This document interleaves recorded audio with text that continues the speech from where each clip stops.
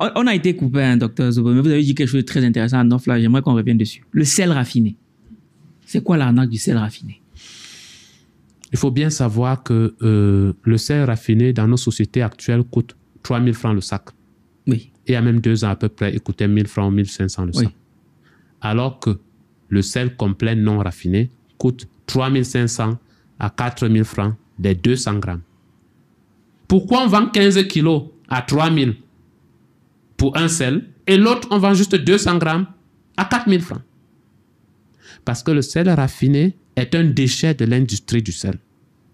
Le vrai bénéfice de l'industrie du sel, c'est d'extraire les minéraux du sel raffiné pur, originel. Parce que le sel vient de la mer. Mm-hmm. Quand on déshydrate de l'eau de mer dans des milieux lacustres, lacustre ça veut dire le lac, dans des milieux lacustres qu'on appelle des marais salants, oui, on déshydrate de l'eau de mer et ça donne du sel pur. Sel pur, oui. Ce sel pur-là est extrêmement bon pour la santé. Parce qu'il contient l'entièreté des minéraux de la roche-mère et de la terre. On compte combien de minéraux à peu près dans le sel pur? Nous avons à peu près 90 minéraux. 90 minéraux. Et dans le sel raffiné, nous en avons combien? 2. Peut-être l'iode aussi. Le chlorure, le chlore et le sodium. C'est pour ça qu'on l'appelle le chlorure de sodium. Où sont passés les 88 autres minéraux? L'industrie du sel a raffiné, a enlevé ces 88 minéraux pour les vendre à l'industrie pharmaceutique, qui va en faire des compositions pharmaceutiques pour les hôpitaux. Le fer pour le Totema et autres médicaments, le calcium pour ceux qui ont des problèmes articulaires, le magnésium pour ceux qui ont des problèmes de sang et autres là, etc. L'iode, etc. pour ceux qui ont le goitre, etc. Voilà le vrai business de l'industrie du sel. C'est enlever les minéraux et vendre à l'industrie pharmaceutique. Ce qui reste là, le chlorure de sodium, c'est en fait des rebuts de l'industrie du sel qui sont censés jeter. Mais s'ils jetaient, ce serait des tonnes et des tonnes d'amas de sel raffiné dont ils ne sauraient quoi en faire. Ils ont eu donc la géniale idée de légiférer dessus, de faire légiférer dessus et de vendre ça comme sel de cuisine. Wow. Et l'industrie pharmaceutique a trouvé ça génial parce qu'en vendant ça aux gens, ça va détruire leur santé et ils reviendront des années plus tard acheter des médicaments pour réparer ça. Et la boucle est fermée, c'est du business.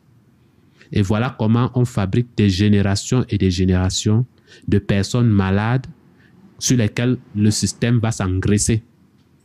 C'est pourquoi tous ceux qui commencent à consommer du sel complet se portent mieux.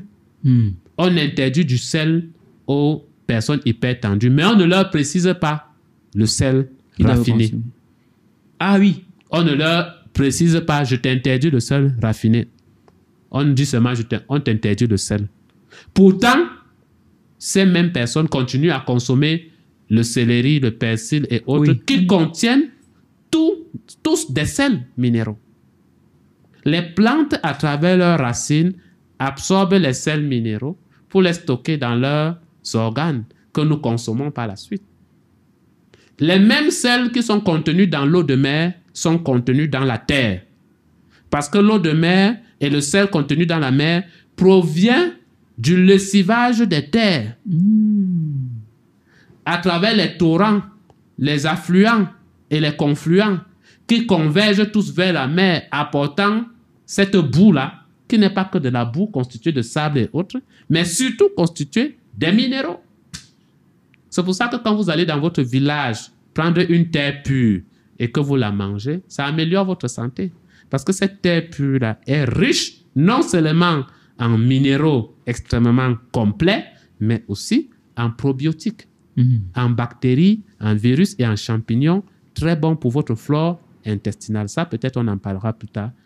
On reste dans le domaine du sel pour dire que ce sel raffiné-là est en fait ce qui est interdit et ne devrait pas être consommé, que ce soit par les malades que les bien portants. Wow. Là, c'est une masterclass, là. C'est pourquoi je ne parle pas n'importe qui. Parce qu'il faut être prêt pour comprendre ça. Bien sûr. Ceux qui ne sont pas prêts insultent. C'est vrai.